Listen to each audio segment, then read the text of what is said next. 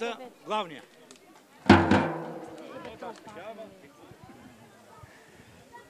Здравейте, много хубаво посрещане ми направихте.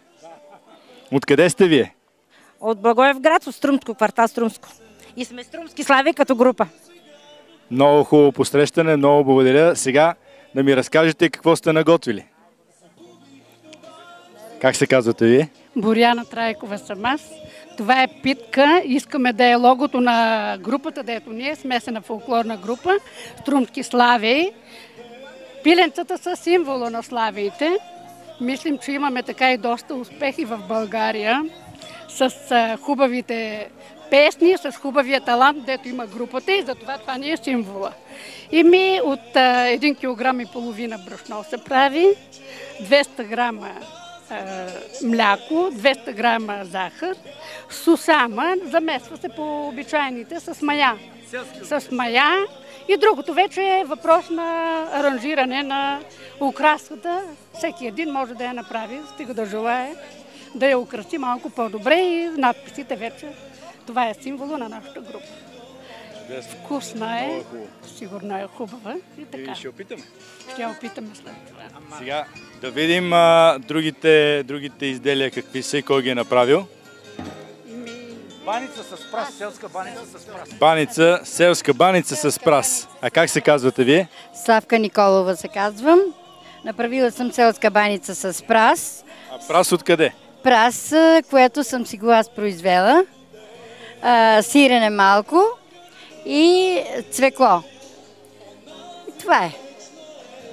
Вита баница. И вита баница направи. Да. Браво. А в нея какво има? В нея има сирене, прас и цвекло. Салата на цвекло. Добре. Време за опитване. Да. А онова изделие как се нарича? Как се казва това, което сте направили? Вид на слънце съм го направила, другото е баница, да. И другото е картофена салата и украсена отгоре. Какво има в картофената салата? Има кромит, има олио, оцет и майонеза. Да. Добре. Сега остава да разберем какво има в гарнето. Здравейте, как се казвате? Аз се казвам Димитър Китановски. В граненцето има боб с сланинка и отгоре чушчици така. Задушен бобец, без запръшка. Без запръшка е. Малко е тлъстечук, ама върви. Из винце и с ракийка. Перес. Чудесно.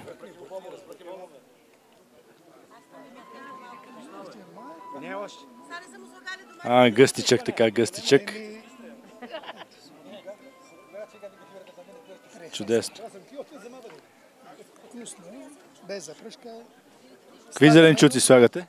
Ами морковче, чушка, доматки и други подправки. Чубричка. Черен перс сме сложили малко, така за вкусяване по-малко. Добре, благодаря. А кой направи баница ли това? Това е попарник. Попарник. Попарник по-селски. Това е посришал на времето. Възрастните хора са посишали жетварите с такъв попарник. Обаче е бил залет малко с масълце. Но сега няма масло и с... Поради липса на масло, солиума. С оливце, малко сланинки, такива работи. И задължително вътре, в момента това е с сирене, но се слага урда по-нашенски. Извара.